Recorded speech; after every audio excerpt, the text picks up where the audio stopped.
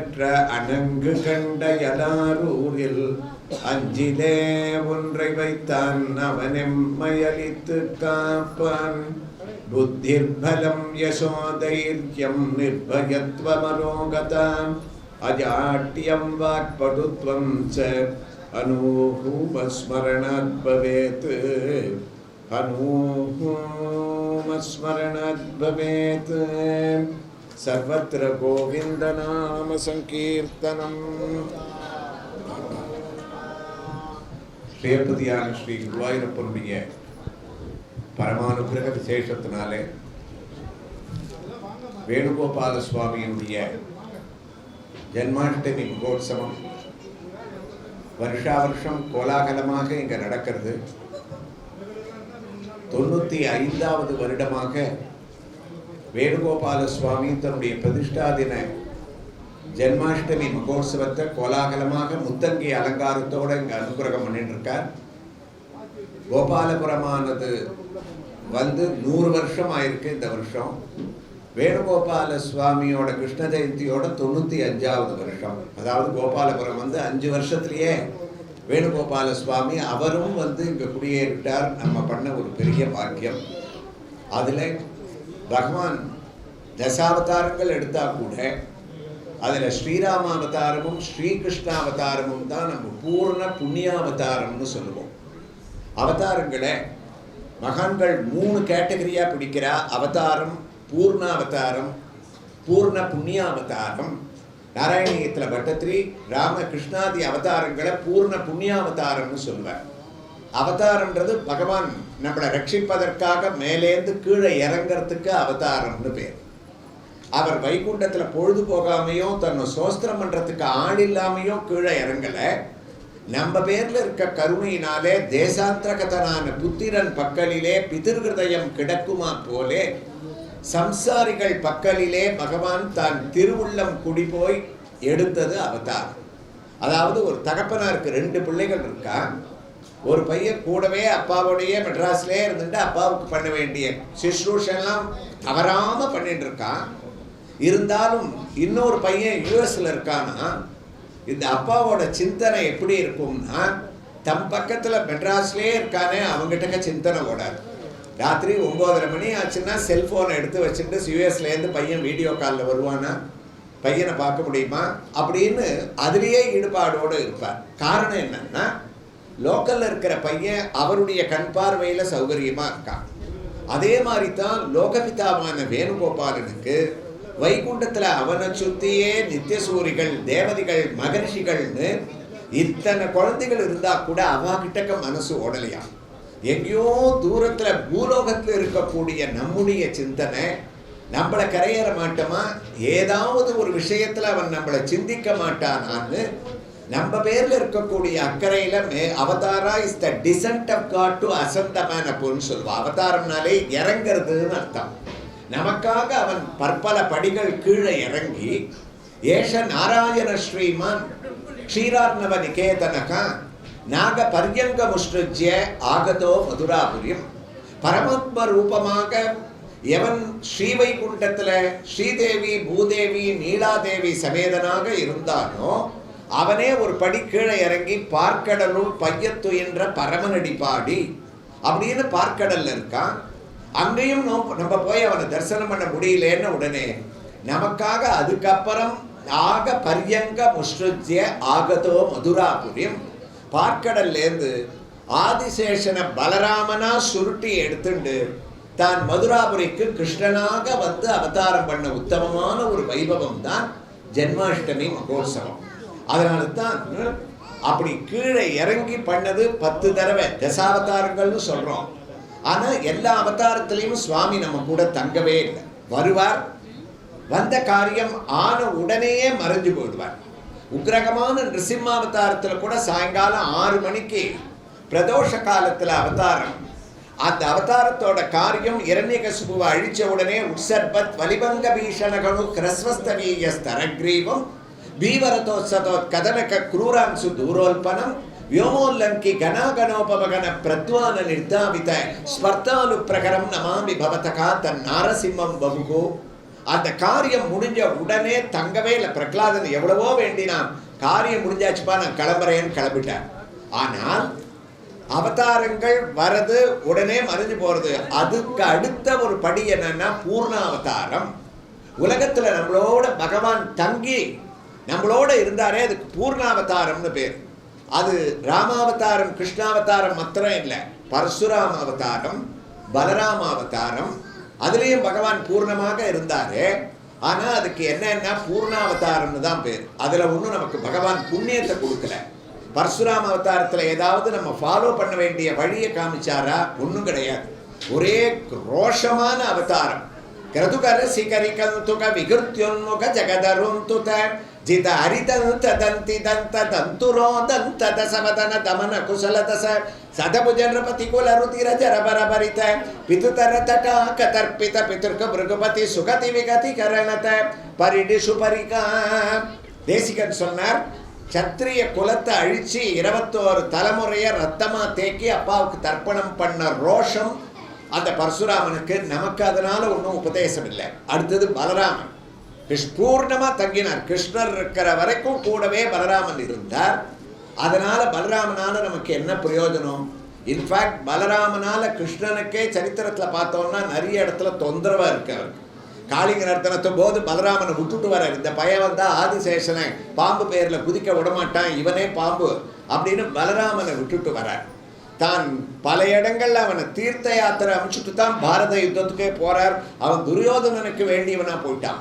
அந்த பலராமன் நமக்கு ஏதாவது உபதேசம் பண்ணானான்னா, பலராமனுடைய அவதாரம் கிருஷ்ணாவதாரத்தில் என்னன்னு யாதவாபிதயத்தில் தேசிகன் சொன்னார், க்ஷீரேன சக்கரை இவன். ஒரு பாலுக்கு சக்கரை இருந்தா எப்படி இருக்குமோ அப்படிதான்ப்பா கிருஷ்ணாவதாரத்தில் பலராமன். கிருஷ்ணன் ஒரு பாலாக இருந்தால் அந்த பாலுக்கு சக்கரை மாதிரி தொட்டுண்டு கூட இருந்தானா அவ்வளவுதான். அப்ப பலராம அவதாரத்தால நமக்கு என்ன ஒன்றும் யூஸ் இல்லை. சக்கரைன்னு தேசிகன் சொல்லிட்டதுனால டயபெட்டிக்கா இருக்கிறவா பலராமனை அடியோடு பார்க்கவே முடியாது. அப்படி ஒரு ஆபத்தா இருக்கு. ஆனால் பலராமனோ பரசுராமனோ பூர்ணாவதாரம் பூர்ணமா கூட இருந்தால். ஆனால் ராமாவதாரத்துக்கும் கிருஷ்ணாவதாரத்துக்கும் என்ன பெருமைன்னா பூர்ண புண்ணியாவதாரம். பூரணம் மாத்திரம் இல்லை, நமக்கு புண்ணியத்தை அளிச்ச அவதாரம். ராமாவதாரத்தில் பலவிதமான தர்மங்களை உபதேசம் பண்ணார். கிருஷ்ணாவதாரத்திலையும் சுவாமி நியாயத்தை கடைபிடி, நியாயம் காயப்படாத வரை, நியாயம் காயப்படும் போது மாயத்தை கடைபிடின்னு நமக்கு உபதேசத்தை புண்ணியத்தை ராமர் ஒரு விதமாகவும் கண்ணன் ஒரு விதமாகவும் அனுபவிச்சதனால்தான் அனுகிரகித்ததால் தான் இந்த 2 அவதாரத்துக்கும் பூர்ண புண்ணியாவதாரம்னு பேர். அதனால தான் இந்த ஒரு தினத்திலேயாவது ஜென்மாஷ்டமியில கிருஷ்ணனை தரிசனம் பண்றதோ, நம்ம அவருடைய திவ்ய சரித்திரங்களை கோபாலபுரம் வேணுகோபால கோவிலுக்குள்ள ரெனோவேஷன் நடந்துட்டு இருக்கு. இந்த 95வது வருஷத்துல சுவாமி கும்பாபிஷேகத்தை எதிர்பார்த்துட்டு இருக்கான். அப்படி இருந்தா கூட இதை சேர்ந்தவா கிருஷ்ண ஜெயந்தி மகோத்சவத்தை விடக்கூடாது.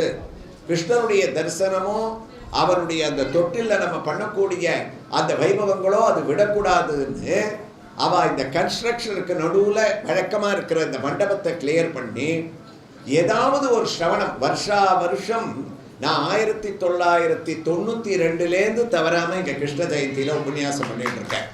அப்ப இருக்கிற பெரியவர் அப்ப இருந்தார் வேதமூர்த்தி கணபாடிகள். அவர் ஃபர்ஸ்ட் தடவை நான் 92ஆம் வருஷம் வரைச்சேன் அங்க உட்காந்து சங்கல்பம் பண்ணியிருந்தார். அப்போவே அந்த சுவாமி சன்னதிக்கிட்டேயே என்னை 1 hour உபன்யாசம் பண்ண சொன்னார். ராத்திரி 10:30 11:30 பண்ண. அப்புறம் அபிஷேகம் நடந்தது. அன்னைக்கே அவர் சொன்னார், வருஷம் முடிஞ்சா நீங்க இங்க பண்ணணும் அப்படின்றது. அது அப்படியே தொடர்ந்து இருக்கு. இதுல என்ன வேணுகோபாலனுடைய அனுகிரகம் பாருங்க. ரெனோவேஷன் நடக்கிறதுனால இந்த வருஷம் கச்சேரிகள் கிடையாது. மற்ற உபன்யாசம் இல்லைன்னா கோலாகலமா 40 நாள் நடந்துட்டு இருக்கும். பல கச்சேரிகள் நடக்கும், பல உபன்யாசங்கள் நடக்கும். ஆனா இந்த வருஷம் இந்த ஒரு உபன்யாசமாவது நடக்கணும்னு கிருஷ்ணனுடைய திருவுள்ளம். அதனால தான் இந்த இடத்த நமக்கு சரி பண்ணி கொடுத்து சௌகரியமா உட்காந்து அவ என்னமோ இந்த மண்டபத்துல கன்ஸ்ட்ரக்ஷன் இருந்தா கூட 92ல சொல்ற மாதிரி நாங்க நின்றுட்டே சொல்றேன்னு கூட சொல்லிட்டேன் வாட்டுக்க. இருந்தாலும் கிருஷ்ணன் எல்லாருமா தாராளமா நின்றுட்டு கேட்கணும்னு இந்த ஒரு ஏற்பாடு அவர் பண்றாருன்னு சொன்னால், இந்த தினத்துல அந்த ஸ்ரவணம் கிருஷ்ணனை பத்தின ஒரு பெருமையை, அதாவது நமக்கு சுவாமி அடையறதுக்கு 9 விதமான மார்க்கங்கள் இருக்கு. அதை 9 வழியில எந்த வழியில வேணா நம்ம அடையலாம். ஸ்ரவணம், கீர்த்தனம், ஸ்மரணம், பாதசேவனம், அர்ச்சனம், வந்தனம், தாஸ்யம், சக்கியம், ஆத்ம நிவேதனம்னு 9 வழி இருக்கு. இந்த 9 வழியில சுலபமான வழி, ரொம்ப உத்தமமான வழி எதுன்னா அதனால தான் ஆரம்பிச்சே சொன்னா ஸ்ரவணம். ஸ்ரவணம்னா என்னன்னா, யாராவது ஒரு நல்ல விஷயத்தை நல்ல நாள்ல எங்கேயாவது சொன்னான்னா அதை பக்தியோட உட்கார்ந்து நம்ம கேட்கறதுக்கு, அந்த கேட்கறதுக்கு தான் ஸ்ரவணம்னு பேர். செல்வத்துள் செல்வம் செவிச்செல்வம், அச்செல்வம் செல்வத்துள் எல்லாம் தலைன்னு வள்ளுவர். ஒரு மனுஷனுக்கு அவன் வச்சிருக்கிற பணமோ அவனோட சொத்தோ ப்ராப்பர்ட்டியோ ஷேர்ஸோ இதெல்லாம் செல்வம் கிடையாதுப்பா. ஏதாவது ஒரு சன்னிதானத்தில் ஒரு நல்ல நாளில் ஒரு 4 வார்த்தை அவன் காதில் விழுந்ததுன்னா அதுதான் அவன் வச்சுட்டு இருக்கக்கூடிய செல்வத்துக்கெல்லாம் உயர்ந்த செல்வம். ஆண்டாள் சொன்னா, கேசவனை பாடவும் நீ கேட்டே கிடன்னு உத்தரவு போட்டான். வாயினால் பாடு, மனத்தினால் சிந்தித்து, தூமலர் தூவி தொழுது, கேசவனை பாடி கேட்டே கிட. 5 உத்தரவு போட்டார். நீ கிருஷ்ணனுடைய சன்னிதானம் எங்க இருக்கோ அங்க போய் கிருஷ்ணான்னு வாயால பாடு. பாட முடியலன்னா 2 துளசியை வாங்கி கொடு. அதுவும் முடியலன்னு சொன்னா மனசால சிந்திச்சுடு. சுவாமியை மனசுல தியானம் பண்ணிக்கோ. நீ அப்படியே முடியலன்னா உன்னோட பாக்கியம் அந்த சன்னிதானத்துல யாராவது ஒருத்தர் வந்து எப்பொருள் யார் யார் வாய் கேட்பினும் அப்பொருள் மெய்ப்பொருள் காண்பதறிவுன்னு யாராவது ஒரு நல்ல விஷயத்தை கிருஷ்ணனை பத்தி சொன்னார்னா அதை உட்கார்ந்து கேட்டுடு. ஆண்டாள் வந்து பாடியே கிடன்னு சொல்லல, தூமலர் தூவியே கிடன்னு சொல்லல, மனதால் சிந்தித்து கிடன்னு சொல்லல. ஆனா கேட்கணும்னு சொல்லச்சே ஆண்டாள் என்ன சொன்னா, கேட்டே கிடன்னு உத்தரவு போட்டாள். நீ கேட்டு இருக்கிறதே ஸ்ரவணத்தோட ஒரு பெரிய புண்ணியம். ஏன்னா உனக்கு நடந்துட்டே இருந்தா கால் வலிக்கும், பேசிண்டே இருந்தா வாய் வலிக்கும், பார்த்துட்டே இருந்தா கண்ணு வலிக்கும். எத்தனை நாளி நல்ல விஷயத்தை கேட்டுட்டே இருந்தாலும் காது வலிக்காதுன்றதுனால தான் சுவாமி அதுக்கு கடைசியா காதுன்னே நாமகரணம் பண்ணியிருக்கான். ஸ்ரவண யஜ்யம்னு சொல்லுவான். ஒருத்தருடைய காதும் ஒரு ஹோமகுண்டமா. அவ ஒருத்தரும் கேட்க கேட்க நம்ம ஒரு யாகத்தை பண்றோமா. அந்த யாகத்துல விடக்கூடிய ஆகுதி, நெய், அவிசுலாம் எதுன்னா நம்ம காதுல உள்ள போடுறோமே அந்த நல்ல விஷயங்கள் தான். அதனால தான் நமக்கு இவ்வளவு பிரதிபந்தங்கள் நடுவில் இந்த 1 மணி நேரமோ 1.5 மணி நேரமோ ஏதாவது ஒரு ஸ்ரவணம் இருக்கணும்னு வேணுகோபாலனுடைய சித்தமாக அதை விடாம நம்ம அந்த ஒரு பாக்கியத்தை அடையிறோம். குருவாயூர்ல பட்டத்திரை சொல்லுவார், ஒரு மனுஷனுக்கு என்ன பெருமைன்னா, நம்ரானம் சந்நிதத்தே சததமபி புரஸ்தைரனப்யர்த்தான் அப்யர்த்திதான் காமன் நஜஷ்டமும் நிரவதி பரமானந்த சாந்திரம் கதிம் ச இத்தம் நிசேஷலப்யோ நிரவதிக பலகா பாரிஜாதோ ஹரேத்வம் க்ஷுப்த்ரந்தம் சக்கரவாட்டி த்ருமமபி லஷதி ஆர்த்திமர்த்தி பிரஜேயோ.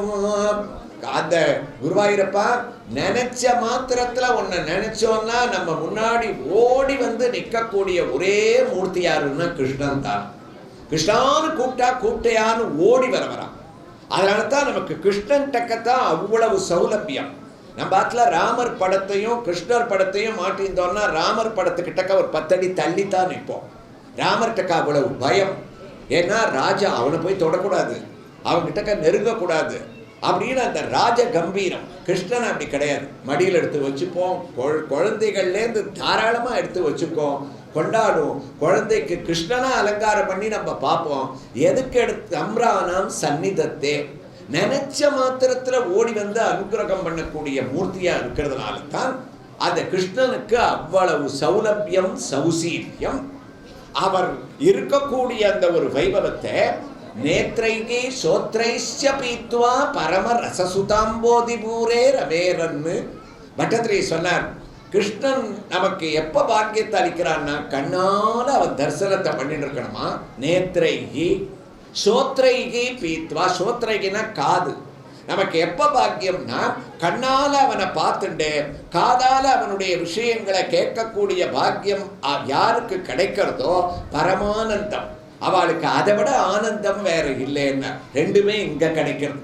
ஜென்மாஷ்டமி மகோத்சவத்துல நேத்ரைகி பீத்வா சோத்ரைகி பீத்வா, அது ரொம்ப துர்லபமான ஒரு பாக்கியம் அது. அதனால தான் இந்த ஸ்ரவணாதி யஜ்ஞங்கள்லாம், அதுவும் நாராயணியத்தில் 1034 ஸ்லோகத்தில் 33 ஸ்லோகம் பட்டத்ரி குருவாயூரப்பனுக்கு சொன்னார். அரை ஸ்லோகம் குருவாயூரப்பன் பட்டத்ரிக்கு சொன்னார். உலகத்தில் கலிகாலத்தில் எல்லாரும் பலவிதமான சிரமத்தோடு இருப்பா. குருவாயூரப்பா, கலிகாலத்தில் அவள்னா நல்ல வழியை கரையேறத்துக்கு ஏதாவது ஒரு மார்க்கம் போகணும். நீ நினைக்கிற மாதிரி கலிகாலத்தில் அவளுக்கு அவகாசமே இருக்காது, ரொம்ப பிஸியாக இருப்பா. மற்ற யுகங்கள் மாதிரி நீ அவளுக்கு ஆயிரக்கணக்கான வருஷங்களை கொடுக்கறதே கிடையாது. தசரதற்கு 60,000 வயசுல ஒரு கவலை வந்துதான் ராமாயணத்தில். 60,000 வயசுல என்ன கவலைன்னா, நமக்கு இன்னும் குழந்தையே பிறக்கலையே கவலை வந்துதான். 60,000 வயசுல ஒரு குழந்தை பிறக்கலேன்னு கவலை வந்ததுன்னா எத்தனை வயசு இருக்கும் அந்த யுகத்துல? ஆனால் கிருஷ்ணா, கலியுகம்னு வரும்போது நீ என்ன பண்ற? வேதம் 100, பிராஜம் 100, மனிதர் தாம் புகுவர். 100 வயசு தான்ப்பா மேக்சிமம் கலியுகத்துல உங்களுக்கு. சதமானம் பவதி சதாயு புருஷகா. 100 வயசு மேக்சிமம் இருப்பேன். அதான் யுகத்தோட தர்மம்னு சொன்னாலும் 100 வயசு எனக்கு இருப்பேன்னு பகவான் சொல்லிட்டாரு சார். 25-30 வயசு தானே அது. இப்போ எதுக்கு நான் கோயிலுக்கு போகணும்? இப்போ போய் எதுக்கு கதையெல்லாம் கேட்டுட்டு இருக்கணும்? இப்போ எதுக்கு நாம சங்கீர்த்தனம்னு நினைக்காத. 100 வயசுன்னு கொடுத்தா கூட 100 வயசு நீ கண்ணை முழிச்சுட்டே இருக்கிறது இல்லை, பாதியும் உறங்கி போகும்னு ஆழ்வார். 100 வயசுல ராத்திரி 10 மணிக்கு படுத்துண்டு கார்த்தால 4 மணிக்கு வாக்கிங் போறதுக்கு எழுந்தாலே 50 வயசு தூக்கத்திலேயே போயிடுத்துறாங்க. மத்தியானம் 1 மணி நேரம் தூங்கினியானே இன்னொரு 10 வயசு ஜாஸ்தி ஆயிடும். அப்பவே பாதியும் உறங்கி போகும். இருக்கிற மிச்சம் 50 வயசுல 15 வயசு குழந்தை பருவம், பாலக பருவம். எதை பண்ணணும் எதை பண்ணக்கூடாதுன்ற அந்த ஒரு முதிர்ச்சி இல்லை. பேதை பாலகன் அதாகும் பிணி பசி மூப்பு துன்பம். இதுல எப்பப்ப அவகாசம் கிடைக்கிறதோ அப்பப்ப ஈடுபட்டுடணுமா. அதனால தான் ஆழ்வார் அப்போதைக்கு இப்போதே சொல்லி வைத்தேன் அரங்கமா நகருளானே. அப்பா, நான் இப்ப கிருஷ்ணா கோவிந்தா நாராயணான்னு நான் சொல்றேன். நான் இப்ப சொல்றதையெல்லாம் எனக்கு உன் திருநாம சங்கீர்த்தனத்துல இப்ப பலனை கொடுக்க வேண்டாம். என்னோட கடைசி காலத்துல உன்னோட ஸ்மரண வரலேன்னு வச்சுக்கோ. அவன் இத்தனை நாளா ஞாபகத்தோட இருக்கச்சே சொல்லியிருந்தானேன்னு இப்ப சொல்றதையெல்லாம் எடுத்து தனியா வச்சுண்டு அப்ப நான் சொல்ல முடியலனாலும் இதை எடுத்து அப்படியே டிரான்ஸ்ஃபர் பண்ணி எனக்கு மோட்சத்தை கொடு, இந்த புண்ணியத்தை. அப்போதைக்கு இப்போதே சொல்லி இப்போதைக்கு அப்போதே சொல்லி வைத்தேன் அரங்கமா நகருளானே. அதனால தான் அந்த மகான்கள்லாம் அந்திம காலத்துல கிருஷ்ணனுடைய ஸ்மரணம் நமக்கு கிடைக்கணும்னு சொன்னால் அந்த ஜென்மாஷ்டமி வைபவத்திலேயாவது அவனை ஸ்மரணம் பண்ணணும்னு மகான்கள் சொல்றார். அப்போ பட்டத்திரிக்கு குருவாயூரப்பன் சொன்னார், உலகத்துல கரையேறணும்னு சொன்னால் கங்கா கீதா சகாயத்ரி அபிச்ச துளசிகா கோபிகா சந்தனம் தத் சாலக்ராமாபி பூஜா பரபுருஷ ததா ஏகாதசி நாம வர்ணா. பட்டத்ரி, ஒரு உலகத்துல கலியுகத்துல ஒன்றும் பண்ண வேண்டாம். அவ வயசும் கம்மி, இருக்கிற அவகாசமும் கம்மி. அவ ரொம்ப பிஸியா இருப்பா. ஒன்னே ஒன்று பண்ண சொல்லு. அவளுடைய வாழ்நாள் தசையில என்னைக்காவது ஒரு நாள் கங்கையில போய் குளிச்சுட சொல்லு. கங்கை கங்கோற்பத்தியில ஆரம்பிச்சு கல்கட்டா வரைக்கும் பாரத தேசத்துல ஓடுவா. ஏதாவது ஒரு இடத்துல போய் கங்கையில குளிக்க சொல்லு. பட்டத்திரி ஒத்துக்கலையாம். குருவாயூரப்பா, அது சிரமம். சவுத்துல இருக்கிறவாளுக்கு அது ரொம்ப சிரமம். நாங்கள்லாம் தெற்க இருக்கோம், நீ பாட்டுக்கு வடக்க இருக்கிற கங்கை போக சொல்ற. எங்க லைஃப் முழுக்க கங்கைக்கே போக முடியலன்னா எங்களுக்கு புண்ணியமே கிடைக்காதா? அதை விட கொஞ்சம் இறங்கி ஏதாவது ஒன்று சுலபமா சொல்லு என்ன. அவ குருவாயூரப்பன் பார்த்தார், சரிப்பா கங்கைக்கு போவேண்டாம், கீதா பகவத்கீதையிலேருந்து ஒரு ஸ்லோகம் சொல்ல ஒன்று போரும். பகவத்கீதையில 18 அத்தியாயம் இருக்கு. அதுல ஏதாவது ஒரு ஸ்லோகம் சொன்னா போறோம், அவளுக்கு பெருமையை கொடுத்துடுறேன். அது முடியுமா? அதுவும் கஷ்டம்னா. நீ பாட்டுக்கு ஒரு ஸ்லோகத்தை சொல்லுன்னா ரொம்ப பாமராளா இருக்கிறவாளுக்கு, சமஸ்கிருதம் வாயில வராதவாளுக்கு எப்படி பகவத்கீதையை சொல்லுவா? அவ இருக்கிற ஊர்ல யாராவது கத்துக் கொடுக்கறதுக்கு ஒரு குரு இருக்கணும். அதனால அது மூலம் வருஷமம். ஆதிசங்கரர் சொன்னார், பகவத்கீதா கிஞ்சித் கங்கா ஜலலவ கனிகா பீதா, பகவத்கீதா கிஞ்சித் அதீதா. கொஞ்சமாவது பகவத்கீதையில் ஒரு ஸ்லோகம் சொல்லுங்க, இல்லை கங்கா ஜலத்தில் நீங்கள் குடிக்க கூட வேண்டாம், கிஞ்சித் அதீதா கொஞ்சமாவது நீங்கள் எடுத்து அதை பருகுங்க, அப்பவே புண்ணியம்னா. அதைத்தான் குருவாயூரப்பன் சொன்னார். எங்களுக்கு சம்ஸ்கிருதம் வராட்ட நாங்கள் என்ன பண்ணுறது, அதை விட சுலபமாக வேணும். குருவாயூரப்பன் என்ன பண்ணார், காயத்ரி மந்திரத்தை ஜபிச்சுட்டா போறோம்னார். முடியாதுன்னார் மட்டத்தில். ஏன்னா அது பெண்கள் சொல்லக்கூடாதுன்னு ஒரு ரெஸ்ட்ரிக்ஷன் வச்சுட்டேன். எல்லாரும் சொல்லலான்னு இல்லை, உபநயனம் ஆனவா தான் அதை சொல்லலாம். 32வது வயசுல அவனுக்கு மறுநாள் கல்யாணம்னா முதல் நாள் தான் நடக்கிறது. அவன் பெருமையாக சொல்லிக்கிறான், என் கல்யாணம் மாத்திரம் பொன்னாத்து சகாரா செலவில் நடக்கல சார், என் பூனல் கூட அவா செலவில் தான் நடந்தது அப்படின்னு சொல்லிக்கிற அளவுக்கு இருக்கே தவிர இதனால காயத்ரியும் முடியாது. அப்போ ஒரு காரியம் பண்ண சொல்லு, அப்படி சேர்ந்துல சீக்காம் ஒன்றும் வேண்டாப்பா, 2 துளசியை வாங்கிட்டு உங்கள் ஆற்றுல கிருஷ்ணர் படத்துக்கு முன்னாடி உட்காந்து ஒரு ஞாயிற்றுக்கிழமை இன்னைக்காவது கையில் துளசியை வச்சுட்டு கண்ணை மூடிண்டு கிருஷ்ணார்ப்பணம் கிருஷ்ணாய நமகா அப்படின்னு போட சொல்லு. அது முடியுமோனோ? இது பெண்களும் பண்ணலாம், ஆண்களும் பண்ணலாம், படித்தவனும் பண்ணலாம், பாமரனும் பண்ணலாம், பணக்காரனும் பண்ணலாம், ஏழையும் பண்ணலாம். இதில் ஒன்றும் கஷ்டம் இல்லை. எங்கேருந்து ட்ராவல் பண்ணணும்னு இல்லை, இதை கற்றுக்கணும் அதை கற்றுக்கணும்னு இல்லை, துளசியால் பண்ண முடியுமான்னு பட்டத்திரி சொன்னார். அதுவும் எங்களுக்கு சிரமம். ஏன்னா நாங்கள் துளசியை வாங்கி வச்சுப்போம், படத்துக்கு முன்னாடி உட்காருவோம், அப்போ தான் இல்லாத கவலையெல்லாம் எங்களுக்கு வரும். எங்கள் ஆற்றுல யாராவது 2 வார்த்தையை குடும்பத்தை பற்றி பேசின்னு இருப்பா, அதில் சிந்தனை போகும், இல்லாத யோஜனைகள்லாம் போகும். ரொம்ப நாளைக்கு அப்புறம் ஒருத்தர் 5 ரூபாய்க்கு துளசியை வாங்கிட்டு அவாத்தில் பகவானுக்கு ஒரு அர்ச்சனை பண்ணணும்னு உட்காண்டாராம். இப்போ நம்ம ஃப்ளாட்டை கட்டும்போதே இன்ஜினியர்கிட்ட முதல்ல என்ன இன்ஸ்ட்ரக்ஷன் கொடுக்குறோன்னா, அப்பா எங்களுக்கு சமையல் ரூமையும் பூஜை ரூமையும் நேரம் வச்சுடுவோம்.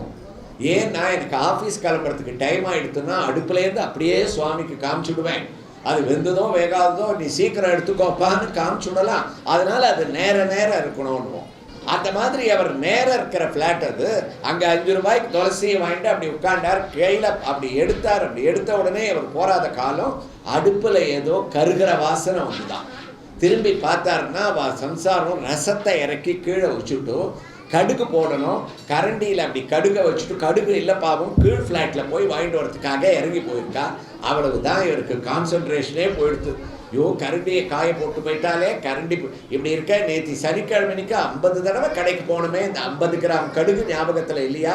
கரண்டி பற்றிட்டு போயிடுதுன்னா கேஸ் டியூப் பற்றிக்குமே. ஏதேதோ சிந்தனை. சுவாமி பேரில் துளசியை போட்டார். என்ன சொல்லி போட்டார்னா கிருஷ்ணாய நமகான்னு போடலை, ஓம் கடுகாய நமகா. என்ன மனசுல நினைக்கிறோமோ அதுதானே வரும். எத்பாவம் தத்பவதி. அப்போ இன்னைக்கு நீ துளசியை வாங்கிட்டு உட்காண்டா கூட ஏதோ விவகாரங்கள்லாம் வருது. இந்த கஷ்டமே வேண்டாம், அதை விட சுலபமா வேணும். கோபிகா சந்தனம் தத்து ஒன்றும் வேண்டாம்ப்பா. லைஃப் டைம்ல ஒரு தடவை குருவாயூருக்கு வர சொல்.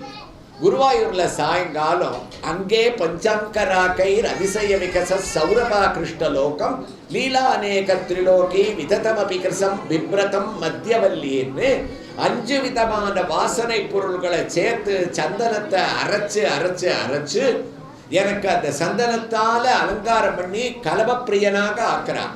அதையே எடுத்து மறுநாள் எல்லாருக்கும் பிரசாதமாக கொடுக்குறான். நீ குருவாயூருக்கு வா, என்னை தரிசனம் பண்ணு, அந்த சந்தனத்தை கொஞ்சம் வாங்கிக்கோ.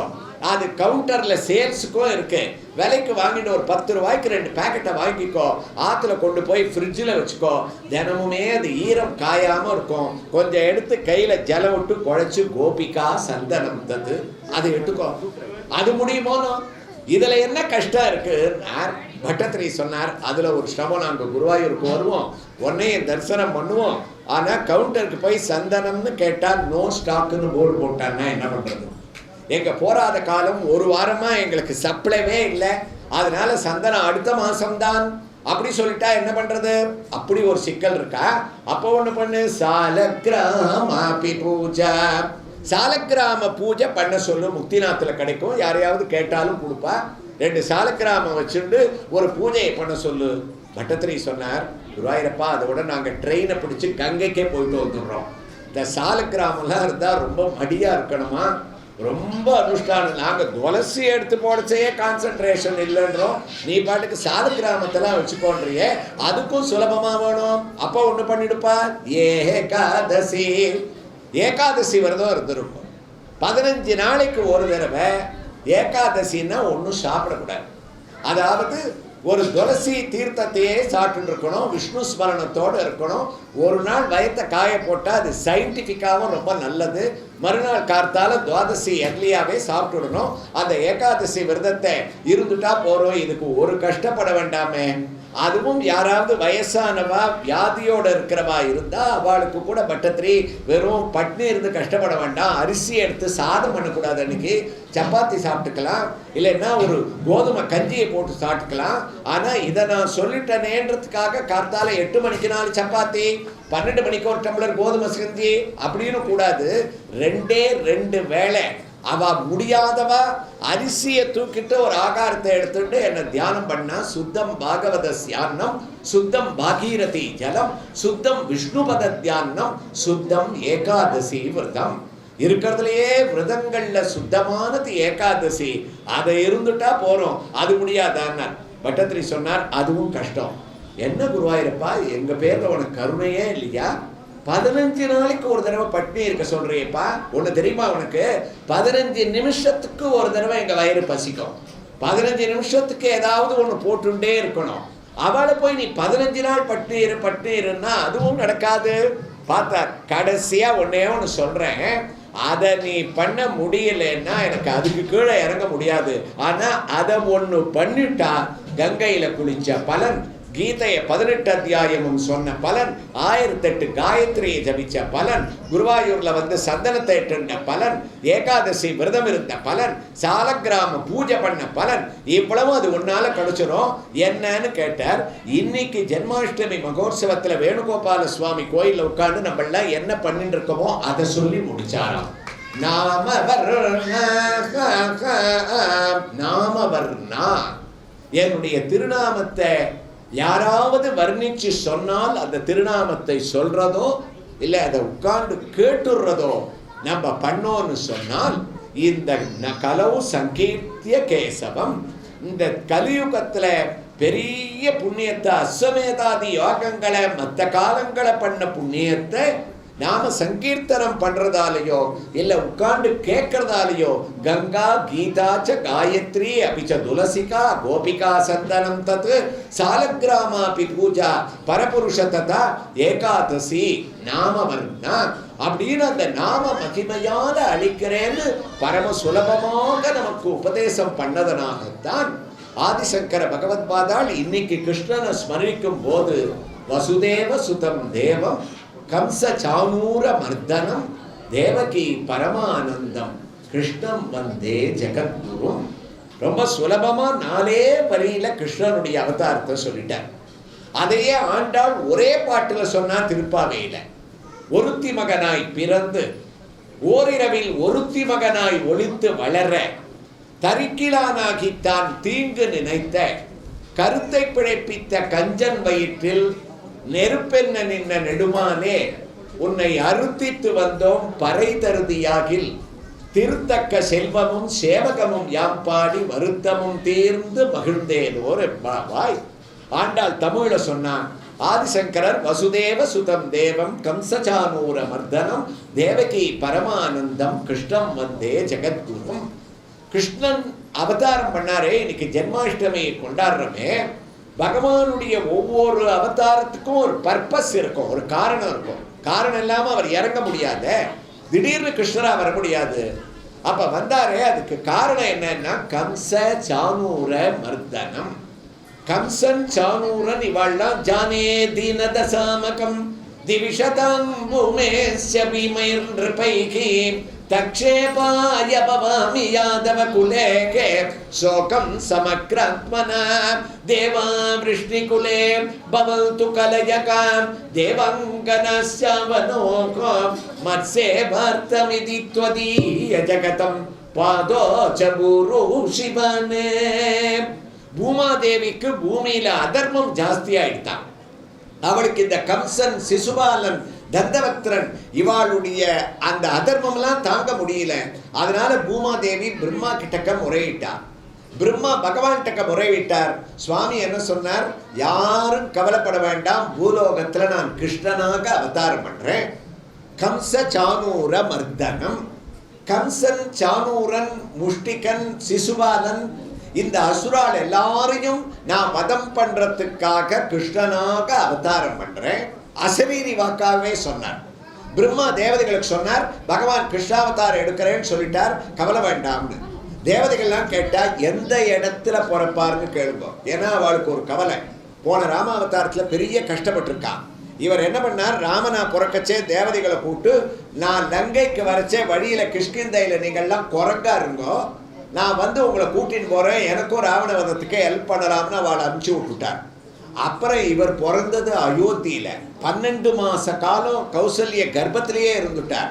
பிறந்த அப்புறம் ஒவ்வொரு நாளும் இந்த குரங்குகளா தேவதைகள்லாம் என்னைக்கு வருவார்னு பார்த்துட்டே இருந்தா. அப்புறம்தான் இவர் வனவாசம் போய் போனார். அந்த கவலை இவாளுக்கு. இவர் எங்க பிறக்க போறார்னு தெரிஞ்சா பரவாயில்லையே. கேட்டார் பிரம்மா, கிருஷ்ணா நீ கிருஷ்ணாவதாரத்தை எங்க பிறக்க போறேன், கவலைப்பட வேண்டாம். விக்யாதே மதுராபுரே கிலபவத்சால் நித்ய புண்ணியோத்தரே தன்யம் தேவகநந்தனம் உதவகத் ராஜா சூராத்மஜகா. மதுராபுரியில வந்து பிறப்பேன். ராமாவதாரத்துல என்னோட பிளானையே சொல்லல, ஆனா இங்க பிளானை சொல்லிடுறேன் உங்களுக்கு.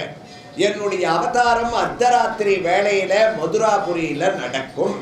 உடனே தேவதைகளுக்கெல்லாம் கொண்டாட்டம், அப்பாடா நிம்மதிப்பா. அங்க அயோத்தி லங்கை மாதிரி இல்லாம இங்க எதிரி ரெடிலி எங்க அவைலபிளா இருக்கானோ கம்சன் அங்கவே பிறக்க போறேன்றார். அதனால நம்ம கவலை விட்டுது. போறப்பார் இரண்யகசிபுவை அழிச்சா மாதிரி உடனே வதம், கம்ச வதம், கிருஷ்ணாவதாரம் சீக்கிரம் முடிஞ்சு போயிடும். ரொம்ப சந்தோஷம்னா பகவான் பிரம்மாவை கேட்டார், என்ன சந்தோஷம் வாழ்க்கைன்னு. ஒன்றும் இல்லை, கம்சன் எங்க இருக்கானோ கம்சச்சானூர மர்தனம்ட்டே அவன் இருக்கிற மதுராபுரியிலேயே நீங்க பிறப்பேன்னு சொன்னதுனால அவளுக்கு சந்தோஷம்னா. சுவாமி சொன்னார், அவளை அவசரப்பட வேண்டாம்னு சொல்லுங்க. நான் மதுராபுரியில பிறப்பேன்னு சொன்னனே தவிர அங்க வளருவேன்னு நான் சொல்லலை. பிறக்கிறது ராத்திரி 12 மணிக்கு, 1 மணிக்கெல்லாம் அங்கேருந்து கிளம்பிடுவேன். ராத்திரியோட ராத்திரியா கிளம்பிடுவேன். யாதவ குலே சோகம் சமக்ராத்மன, யாதவ குலத்துல போய் வளருவேன். பிறக்கிறது மதுராபுரியில, வளர்றது யாதவ குலத்துல. ஒருத்தி மகனாய் மதுராபுரியில பிறப்பேன். ராத்திரி யாருக்கும் தெரியாம ஒளிஞ்சு கிளம்பி ஒருத்தி மகனாய் நந்தகோகுலத்துல போய் வளருவேன். அங்க நான் ரொம்ப அழகா பால், வெண்ணெய், தயிர் எல்லாத்தையும் சாப்பிட்டுட்டு லைஃபை என்ஜாய் பண்ணிட்டு அப்புறம்தான் வருவேன் மதுராபுரிக்கு. அப்புறம்தான் கம்சவதம். அதனால பிறந்தால் கூட வளரப்போவது யாதவ குலே.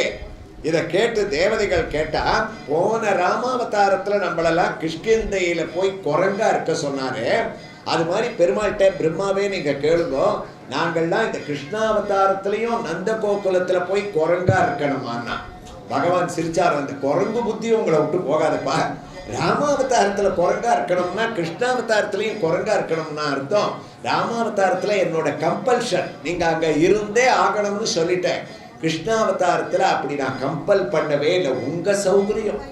மத் சேவார்த்தமிதி தொதிய ஜெகதம், எனக்கு யாராவது சர்வீஸ் பண்ணணும்னு தோணித்துன்னா அங்க வாங்கும், அதுக்கு வேண்டாம்னு சொல்லலை.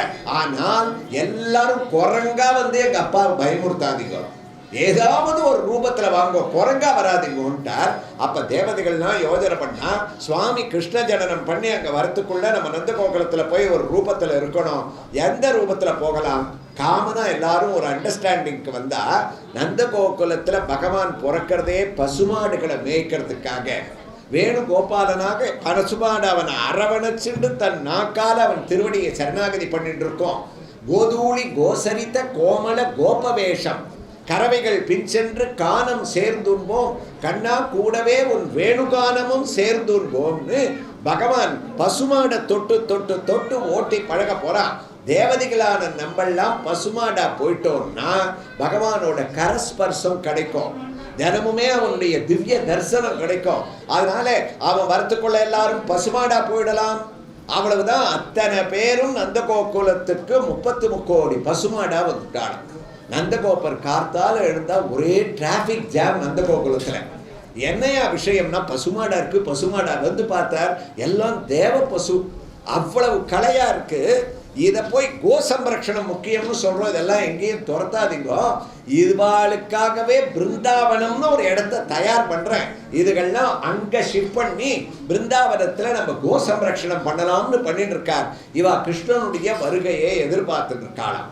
அப்ப கம்சவதத்துக்காக நான் மதுராபுரியில அவதாரம் பண்ணுவேன்னு சொன்னவர் வசுதேவருக்கும் தேவகிக்கும் நான் வந்து பிள்ளையா பிறப்பேன், வசுதேவ சுதம் தேவகி பரமானந்தம், ரெண்டுத்தையும் பகவான் அப்பவே அனௌன்ஸ் பண்ணிட்டார். வசுதேவர் தேவகிக்கு பிள்ளையா பிறப்பேன், கவலைப்பட வேண்டான்னு. தேவதைகள்லாம் கிருஷ்ணாவதாரத்தை எதிர்பார்த்துட்டு பசுமாடா போயாச்சு. அப்புறம்தான் பகவானுக்கு ஒரு கவலையே வந்துதான், நாம பாட்டுக்கு வசுதேவருக்கும் தேவகிக்கும் கல்யாணம், அவளுக்கு பிள்ளையா பிறப்போன்னு அனௌன்ஸ் பண்ணிட்டோமே, கீழே பார்த்தா இன்னும் வசுதேவருக்கும் தேவகிக்கும் கல்யாணமே ஆகலையே. அதனால நம்ம பொறுப்பு முதல்ல என்னன்னா அவளுக்கு ஒரு கல்யாணத்தை அரேஞ்ச் பண்ணணும். அவ கல்யாணம் முடிஞ்சாதான் நம்ம கிருஷ்ணனை அங்க பிறக்க முடியும். அதுக்கு கம்சனுடைய மனசுல புகுந்துக்கணும்னு என்ன பண்ணார், கம்சனுக்கு கசின் சிஸ்டர் தேவகி, அவன் மனசுல புகுந்து தேவகிக்கும் வசுதேவருக்கும் கல்யாணத்தை நிச்சயம் பண்ணி வச்சாராம். கல்யாணம் ஆன உடனே கிரகப்பிரவேசம் பண்ணணும். தேவகிக்கு பிரமாதமா ஒரு அரண்மனையை கட்டி வச்சிருக்கான் கம்சன். அந்த அரண்மனையில இவாளை கிரகப்பிரவேசம் பண்றதுக்காக கம்சனே தேர ஓட்டிண்டு போனான். அப்படி தேர ஓட்டிண்டு போச்சே, அவனுடைய சந்தோஷத்தை கெடுக்கிற மாதிரி சுவாமி என்ன பண்ணாரு, அசரீரி வாக்கா வந்துட்டாராம். அஸ்யாஸ்த்வாமதி துஷ்டமஷ்டமசுதாம் ஹந்தேதி கந்தே விதகாஹ சந்திராத்சாத் சதுஹந்து மந்திககதம் தன்வீனோ கிருபாணி மதாத். ஊர்வலம் குதூகலமா போயிட்டு இருக்கு. மகாராஜாவே தேர ஓட்டுறாருப்பா, இவரை போய் நம்ம அசுரன் கோபக்காரர்னு சொல்றமே அப்படின்னு இவா நினைச்சுட்டு இருக்கச்சே, அசரீரியே மூடனேன்னு ஒரு வார்த்தை கூட்டுதான். அதிதுஷ்டம் மூடனே, மூடனேன்னு உடனே ஒத்த திரும்பி பார்க்கல. அந்த ஊர்வலத்துல பாப்பாளா யாராவது மூடனேன்னு கூட்டா, என்னையா சார் கூப்பிட்டேன் அப்படின்னு யாராவது கேட்பாளா? கேட்க மாட்டா. அந்த விஷயத்துல முட்டாள் கூட மதுராபுரியில கெட்டிக்காரனா இருந்தார். உடனே சுவாமி என்ன பண்ணார், கம்சா மூடனேன்னாராம். அப்ப கூட கம்சன் ஒரிஜினல் கம்சன் நிமிந்து பார்க்கல. நம்மளை எவன்டா முட்டாள்னு கூப்பிடுறதுக்கு தைரியம்? யாரோ அவ குழந்தைக்கு ராஜா மாதிரி வரணும்னு கம்சன் பேரை வச்சிருக்கா போல இருக்கு, அந்த குழந்தைய கூப்பிடுறான்னு கம்முன்னு இருந்தான். பகவான் விடுவாரா கிருஷ்ணர்? எந்த தேவகி வசுதேவருக்கு கல்யாணத்தை பண்ணி கிரகப்பிரவேசம் பண்ணி வைக்கணும்னு அழிச்சுட்டு போயிட்டு இருக்கியோ, அப்படிப்பட்ட கம்சா மூடனே அப்படின்னு டைரக்டா அட்ரஸ் பண்ணார். அப்பதான் இவனுக்கு கோபம் வந்தது. யார் என்ன முட்டாள்னு கூப்பிடுறது, எதிரவா அசரீரி வேண்டான்னா. அதெல்லாம் நான் மிரட்டுறது அப்புறம் இருக்கட்டும், உன் லைஃபை முதல்ல நீ பார்த்துக்கோ. எந்த தங்கையும் மாப்பிள்ளையும் பின்னாடி உட்கார வச்சு இவ்வளவு சந்தோஷமா தேர ஓட்டிட்டு போயிட்டு இருக்கியோ, அட அசடே முட்டாளே, அவளுக்கு பிறக்க போற 8வது குழந்தை உன்னை கொல்ல போறதுரா. அஷ்டமசுதோ கந்தேதி கந்தேதி தகா. இது தெரியாம இவ்வளவு சந்தோஷமானா, அவ்வளவுதான் கடிவாளத்தை பிடிச்ச கையை விட்டானா. இவன் தான் போக்கிரி பயலாச்சே, ரெடியா கத்திய வச்சுருக்கானே இடுப்புல. தன்வியும் கிருபானியமா குர்ன்னு உருவினான் கத்திய. தேவகியோட தலை கேசத்தை பிடிச்சோ அப்படியே தூக்கிட்டான். அவ்வளவுதான் ஊர்வலத்துக்கு வந்தவாள்லாம் அலறிண்டு ஓடி போயிட்டான். நம்ம இங்க இருந்தாலே ஆபத்துன்னு 3 பேர் மாத்திரம் அங்க இருந்தா. யாரு? அந்த தலையை பிடிச்சுட்டு இருக்கிற கம்சன். யார் தலையை பிடிச்சுட்டு இருக்கானோ அந்த தேவகி. பக்கத்துல தேவகியோட கணவரான வசுதேவர். இவா 3 பேரை தவிர எல்லாரும் ஓடி போயாச்சு. என்னடா இவனுக்கு கோபம் வந்துருத்தே, கத்தியால விட்டுடுவான் போல இருக்கே சகோதரியேன்னு. தேவகி ஓட முடியாது, ஏன்னா இவன் தலை கேசத்தை பிடிச்சிருக்கான். பக்கத்துல வசுதேவர் இருக்காரு, அவர் ஓட முடியுமான்னா அவரும் ஓட முடியாது. ஏன்னா அவர் தர்மம் தெரிஞ்சவர். 1/2 மணி முன்னாடி கல்யாணத்துல திருமங்கல்ய தாரணம் பண்ணி சப்தபதி பார்த்து 7 ஜென்மத்துக்கும் உன்னை காப்பாத்துவேன், பர்த்தும் யோக்கியதா சக்தியா பாரியா, உன்னை நான் காப்பாத்துவேன்னு வசுதேவர் வாக்கு கொடுத்துருக்கார். அதனால அவர் ஓட முடியாது. ஓடி இருப்பார் எப்போ? ப்ரொவைடட் முதல் நாள் ஜானுவாஸ்தன்னைக்கு இந்த அசரீரை கூப்பிட்டு 8வது குழந்தை உன்னை கொல்லும்னு சொல்லி இருந்தால், அடாடா கல்யாணமே வேண்டாம்ப்பா, இந்த குடும்ப சகவாசமே வேண்டாம்னு ராத்திரியோட ராத்திரியா ஓடி போயிருப்பார். இவரோட போராத காலம் கல்யாணம் ஆனப்போ அசரீரியா வந்து பகவான் கூப்பிட்டுருக்காரு. அதனால என்ன பண்ணார், இவருக்கு இப்ப இந்த தேவகியை காப்பாற்ற வேண்டிய சூழ்நிலை வந்ததுனால எழுந்தாராம். எழுந்து, அப்பா ஏஷா தவானுஜா பாலா கிருபனா புத்ரி கோபமா நாந்தோகர்கசி கல்யாணி. டே குழந்தடாய்வோ, கல்யாணம் இப்பதான் இருக்கு, வச்ச மஞ்சள் வாடல, அதனால உனக்கு ஒரு உபாயம் சொல்றேன். அசரீரி என்ன சொல்லித்து, குழந்தை தானே அழிக்கும்னு சொல்லித்து இவளை விட்டுடு, எங்களுக்கு எத்தனை குழந்தைகள் பிறந்தாலும் உனக்கு அர்ப்பணமா நான் கொடுத்துடுறேன், எத்தனை குழந்தைகள் பிறந்தாலும் உனக்கு கொடுத்துடுறேன். அதாவது சாம வேத தண்ட தானம்னு 4 உபாயம். அந்த உபாயத்துல தானோபாயத்தை கையில எடுத்துட்டார். ஒரு பெரிய பொருளை நம்ம அடையணும்னு சொன்னால் அதை விட பெரிய பொருளை இழப்பதற்கு நம்ம தயாராக இருக்கணும், தானம் பண்றதுக்கு தயாராக இருக்கணும். இந்த பேதையை கொல்ல வேண்டாம், பச்சிலம் குழந்தையை கொள்க, எங்களுக்கு எத்தனை குழந்தை பிறந்தாலும் அதை உனக்கு ஒப்படைக்கிறேன்னு சொன்னார். சரின்னு அந்த ப்ரப்போசலுக்கு அவன் ஒத்துண்டை இவாளை கொண்டு போய் சிறைச்சாலையில் அடைச்சான். அங்க 6 குழந்தைகள் பிறந்தார், 6 பேரையும் அவன் அழிச்சான். 7வது பலராமன், ஆதிசேஷனே பலராமனாக வரணும். ஆனால் அந்த 7வது குழந்தைக்காக ஆதிசேஷனை சுவாமி கூப்பிட்டாராம். அதுக்குள்ள சுகபிரம்மம் பாகவதத்துல சொன்னார், இந்த 6 குழந்தையை அழிக்கிறதுக்கு கூட கம்சன் காரணம் இல்லை, நாரதர் காரணம்னா. ஏன்னா முதல் குழந்தை கீர்த்திமான்னு பிறந்தது, அதை கொண்டு வந்து வசுதேவர் கொடுத்தார். கொடுத்த உடனே கம்சனை பார்த்து அது சிரிச்சுதான், ஏன்னா மாய குழந்தை.